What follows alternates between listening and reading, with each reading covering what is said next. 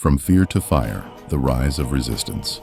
10 months ago, it was disheartening, even humiliating, to watch America's backbone buckle under the weight of Trump's second coming. Corporations folded, universities cowered, ordinary citizens stared at their screens in stunned silence, as vulgarity and brutality redefined the public square. America's top law firms. Under threat from Donald Trump, some of the most powerful firms in the country are bending the knee. Lawyers, our first line of defense against attacks on the rule of law, are now being targeted by Donald Trump through a series of punishing executive orders. The result?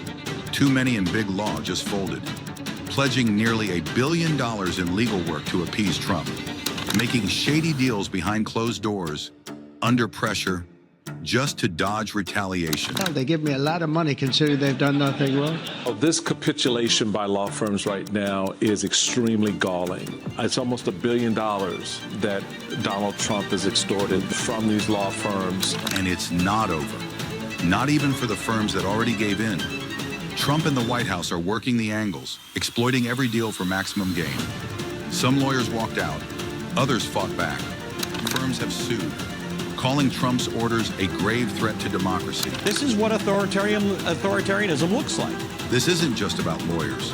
If no one stands to challenge the government in court, if people can't get the representation they need, there's no rule of law, just rule by power. Stop bending the knee, fight back. ICE agents roamed the streets like paramilitaries, targeting anyone whose skin tone hinted at illegal.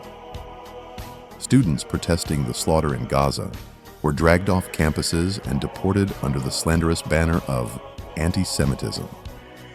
We saw headlines about migrant children shipped back to countries they had never seen, or, in a Kafkaesque twist, to random nations in Africa. Harvard and Columbia cut deals in back rooms.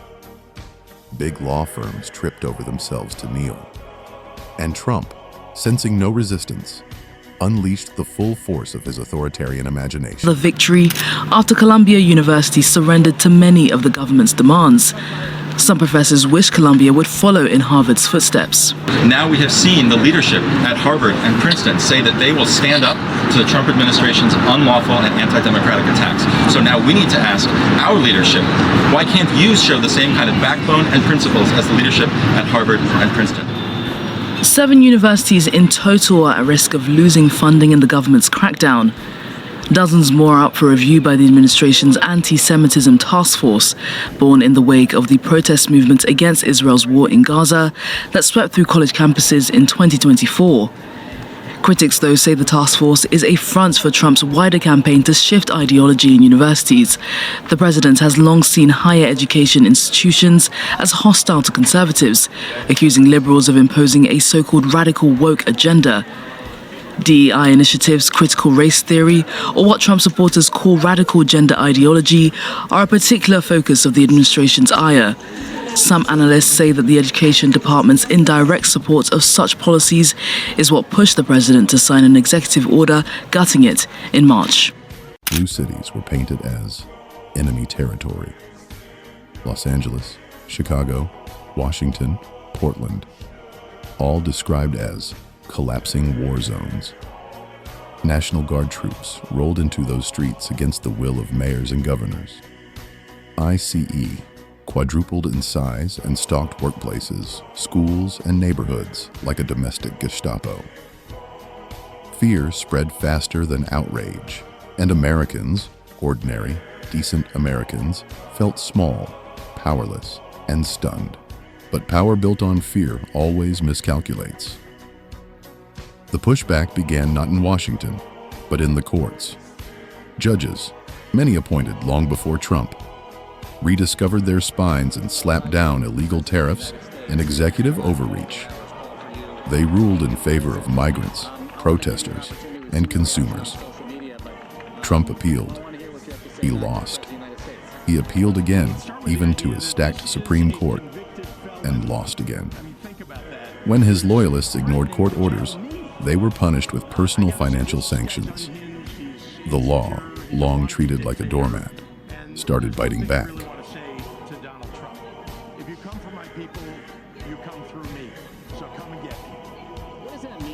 Then came the streets. In June, the fear cracked. Over 2,000 towns and cities erupted in coordinated protests. The largest wave of civil resistance in a generation. No King's banners flooded boulevards from Portland, Maine to Portland, Oregon.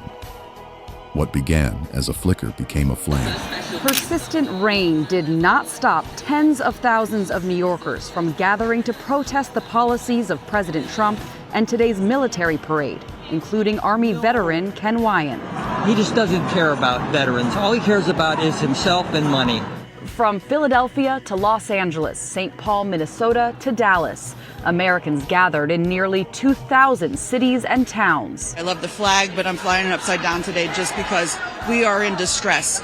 Protesters say they feel angry over Trump's attempts to expand his presidential power, including the treatment of immigrants and cuts to federal programs. We want to make sure that we can fight against the authoritarianism that's happening as we speak. State and city officials vowed to protect the right to protest, but warned they would not tolerate violence. Universities that once bowed, MIT, Stanford, and others, began to say no. Law firms that once hid rediscovered their duty to the Constitution. Even corporate boardrooms, ever allergic to controversy, began to break ranks. And across the nation, Americans realized something profound. Courage is contagious. Has rejected an offer from the Trump administration to sign a compact in exchange for access to federal funding.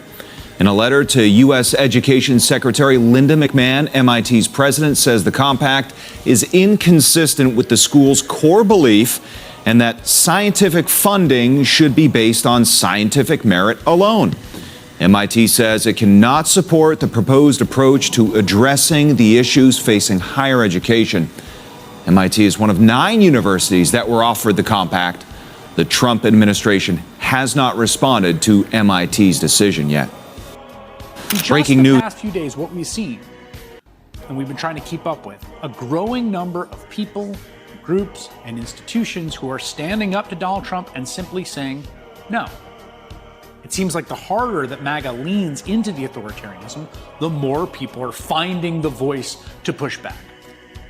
Earlier this month, Trump offered 9 top universities a deal to keep their federal funding in exchange for making their campuses essentially more MAGA. They would become kind of adjuncts of the state.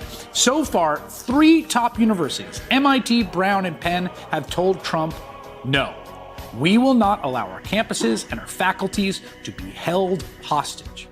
They all saw how he picked apart Columbia after Columbia's trustees cut a deal. Trump governed like a mafioso running a protection racket. You're intimidated into making a corrupt bargain with him, and you find that the deal keeps getting worse all the time, right? There's no backing out once you say yes. People seem to be realizing the only way to resist is to say no en masse. And again, that is happening more and more every day, everywhere you look. In fact, right now, here's a great story about this. It's happening in a kind of unlikely place. It's happening in airports around the country. So these airports were told by the TSA, they were ordered to air this political propaganda message by the administration. Secretary of Homeland Security, Kristi Noem, blaming Democrats for the government shutdown. Hi, I'm Kristi Noem, the United States Secretary of Homeland Security. It is TSA's top priority to make sure that you have the most pleasant and efficient airport experience as possible while we keep you safe. However, Democrats in Congress refuse to fund the federal government, and because of this, many of our operations are impacted. The chances are that if you're flying anywhere this week, you're not seeing that ad. Administrators at the airport in Portland, Oregon, when Noem's agents are tussling with protesters in frog costumes, pointed out that her ad is just an open violation of the Hatch Act, which is supposed to prevent open politicking by sitting administration officials. It's still the law of the land. Not even airports in South Dakota, where Noem was governor until January, are running the ad. At the state's biggest airport, Sioux Falls Regional, an administrator said, the video is not airing because the airport does not have monitors appropriate for the purpose. He said existing monitors are devoted to flight-related information. Our producers has identified at least 40 airports around the country that are just saying no. They're refusing to air Noem, including all the New York area airports, major hubs in Atlanta, Chicago, LA, and Las Vegas. Now, October 18th looms. The next No Kings rally. It's expected to be the largest protest in American history, joined not just by Americans, but by allies from across Europe and beyond. It will not topple tyranny in a single day, but it will remind the powerful that democracy is not theirs to take. It is ours to defend. It was an almost unimaginable number. More than 5 million Americans turned out in small towns and big cities all across the country for those No Kings protests against the Trump administration back in June. That No Kings Day protest, that one day in June, is considered to be one of the 3 largest days of peaceful protest ever in U.S. history. There were so many demonstrations on No Kings Day in June that when we covered them here on this show the following day, we had to show them in batches of 20 to even scratch the surface of how many of them there were. Well, now the second No Kings Day is just around the corner. It's this Saturday, October 18th. And the organizing effort around it so far indicates that it might be even bigger this time around. In June, for those huge protests, they got like 2,100 different protests. This time for Saturday, organizers are expecting more than 2,500, even more than we saw in June. America, wake up to what Donald Trump is doing. Here he is once again trying to rig the system. He doesn't believe in the rules. We can't stand back and watch this democracy disappear district by district. We have got to meet fire with fire. We're asking the voters for their consent to do midterm redistricting to level the playing field all across the United States. On November 4th, you have the power to stand up to Trump. Donald Trump, you have poked the bear, and we will punch back. This is a serious moment. Wake up. Hope springs eternal if we dare. The fight is far from over, but the last 10 months have proven that the authoritarian tide is not unstoppable. Courts can push back, institutions can grow spines, people can shed fear and rediscover their power. The MAGA vision of a Christless, compassionless America thrives only when we are silent. The moment we stand, in courtrooms, classrooms, workplaces, and streets, that vision begins to crumble. So let October 18th be more than a protest. Let it be a turning point, a declaration that democracy belongs to the people, not to strongmen, that Christianity belongs to Christ, not to Caesar, and that America's story will not end in cruelty and cowardice, but in courage and hope. Hope, after all, is the one thing they cannot deport.